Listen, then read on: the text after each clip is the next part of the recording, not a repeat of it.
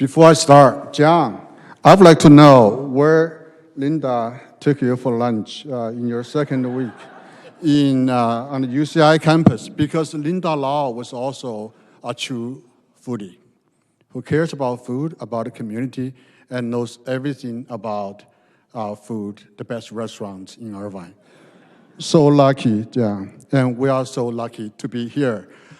Distinguished guests, friends, and fellow citizens of Irvine, I am so delighted, so honored to be here today with all of you to celebrate the publication of a new book, Chinese Americans in Irvine. This is an important and exciting book worth celebrating because it documents and enables us to remember the experiences of the Chinese Americans in Irvine, which are also an integral part of the history and collective memories of the entire city. People often say, we are what we eat. I would add today that we are also what we remember. Food sustains our body physically. What we remember socially and historically, however, is the foundation of our identity as individuals, as communities, and as a nation.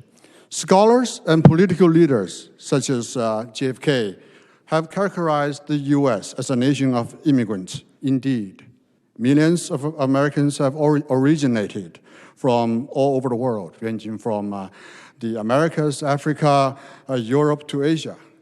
One of the vital pillars that hold all these people of such diverse geographical and cultural backgrounds is the memory of their common experiences. We are a nation because we remember, and we are a community because we remember. The first large wave of Chinese immigrants came to the New World during the California Gold Rush. As the first large immigrant group from Asia, their arrival marked an important development in the racial and cultural diversity of America. They came to pursue the American dream, a dream that has been shared by hundreds of millions of people around the globe, in the land of opportunity, which they call the Gold Mountain.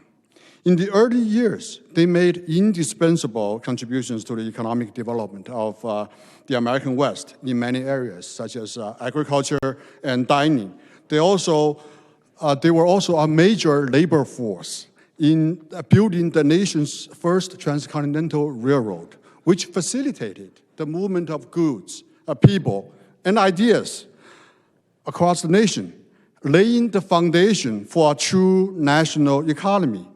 Leland Stanford, founder of Stanford University, was one of the big four who financed the construction of the railroad. In spite of his strong anti-Chinese sentiments, he acknowledged the vital role of Chinese labor, stating that, now I quote, "Without the Chinese, it would have been impossible to complete the western portion of this great national highway." But the anti-Chinese movement was motivated to erase the physical presence of the Chinese in the US. Chinese immigration was soon banned by the federal government with the passage of the first Chinese Exclusion Act in 1884. It was simply because they were Chinese, not white. By the late 19th century, more than 200 Chinese communities were destroyed, burned down throughout the American West. Over time, this kind of anti-Chinese violence continued. For example, early in the 20th century, in our own neighborhood, the Chinatown in Santa Ana was deliberately burned down. The anti-Chinese forces also made deliberate efforts to erase memories of the presence and contributions of Chinese Americans. A few years ago, two scholars at Stanford University organized an international team to recover the contributions and experiences of Chinese railroad workers. I was one of those scholars, and we realized that it was a daunting task because very few records of the traces of Chinese railroad workers have survived. Nonetheless, Chinese Americans persevered, building and rebuilding, in many cases, their communities in major cities, and continuing to contribute to the nation's development and improvement, not only economically, but also socially, culturally, politically, and in terms of the constitutional rights of all Americans.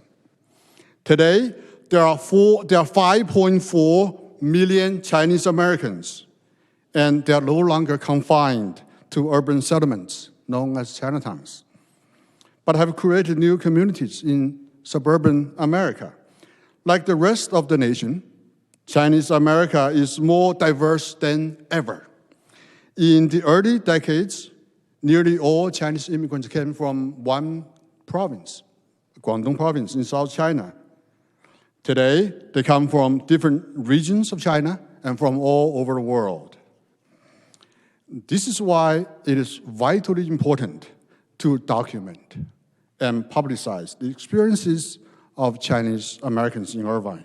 The memory of such experiences will strengthen our bonds as a community so that we can fight against anti-Asian and anti-Chinese sentiments and racism more effectively.